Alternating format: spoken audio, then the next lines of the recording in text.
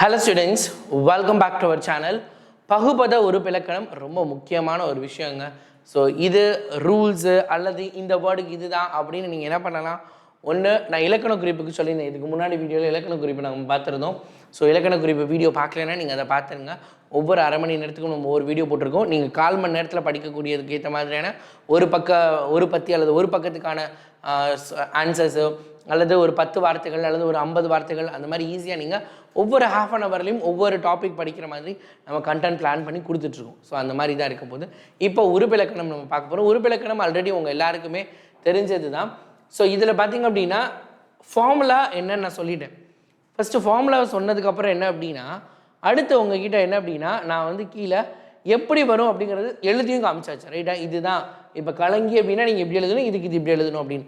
So என்ன வேர்ட்ஸுன்னு கொடுத்துட்டேன், ரூல்ஸும் நான் கொடுத்துட்டேன். ஒரு சிலர் என்ன அப்படின்னா, இந்த ரூல்ஸ் மட்டும் எனக்கு போதும் சார், இந்த ரூல்ஸ் போதும், நான் இதை பார்த்துட்டு எழுதிடுவேன் சார் அப்படின்னு ஒரு சிலர் ஸ்ட்ராங்காக இருப்பாங்க. ஸோ அவங்களுக்கு இந்த ரூல்ஸு இல்லை சார் எனக்கு வந்து ஸ்பெசிஃபிக்காக வேர்ட்ஸ். ஏன்னா லாஸ்ட் இயர் பப்ளிக்கில் இலக்கண குறிப்பும் பகுபத உறுப்பிலக்கணம் இதே பிடிஎஃப் இந்த பிடிஎஃப்பில் இருந்து தான் வந்துச்சு.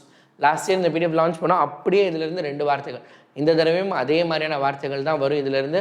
அதனால நான் என்ன சொல்கிறேன், கீழே இருக்க வார்த்தைகள் எல்லாத்தையும் நல்லா பார்த்துக்கோங்க, ரைட்டா? ஒவ்வொரு வார்த்தையும் ஒரு தடவைக்கு 2 தடவை எடுத்து பார்த்துக்கோங்க எப்படி பிரிச்சிருக்காங்க. ஸோ மேலே பார்த்தீங்கன்னா பிரித்து எப்படி எழுதணும்னு கொடுத்துருப்பாங்க, அடுத்து பிரித்து மட்டும் காமிச்சிருப்பாங்க.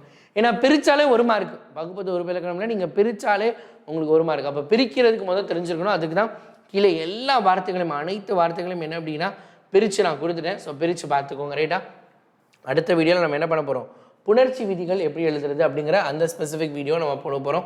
ஸோ அதனால் இது ரொம்ப யூஸ்ஃபுல்லாக இருக்கும் உங்களுக்கு. பசங்களா விட்டுறாதீங்கடா, விட்டுறாதீங்க.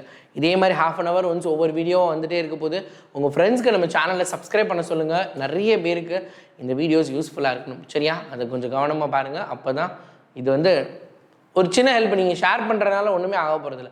ஸோ நிறைய பேருக்கு ஷேர் பண்ணுங்கள். இந்த டைமில் கண்டிப்பாக அவங்களுக்கு அது ரொம்ப யூஸ்ஃபுல்லாக இருக்கும். ஓகே, நிறைய கிராமத்துலேருந்து நிறைய ஃபெசிலிட்டிஸ் இல்லாமல், ஏன்னா நிறைய பேர் எனக்கு கால் பண்ணுவாங்க, சார் பயங்கரமாக இருக்குது சார், நீங்கள் வந்து எங்கள் ஸ்கூலில் கொடுக்கல இந்த பிடிஎஃப்லாம், நீங்கள் கொடுத்தது நல்லா இருக்கு, ஏன்னா புக்கில் தான் நாங்கள் பார்த்துட்டு இருந்தோம், அதை தாண்டி எங்களுக்கு வெளியே எதுவுமே தெரியல அப்படின்னு சொன்னாங்க. உண்மையிலே உங்களோட ஷேரிங் கண்டிப்பாக ஒரு கஷ்டப்படக்கூடிய மாணவனுக்கு இந்த தருணத்தில் ஹெல்ப்ஃபுல்லாக இருக்கும். கண்டிப்பாக அதை பண்ணுங்கள். Okay, if you can't then who can. உங்களால் முடியாட்டி யாரால முடியும். தேங்க்யூ பசங்களா. பாய், see you.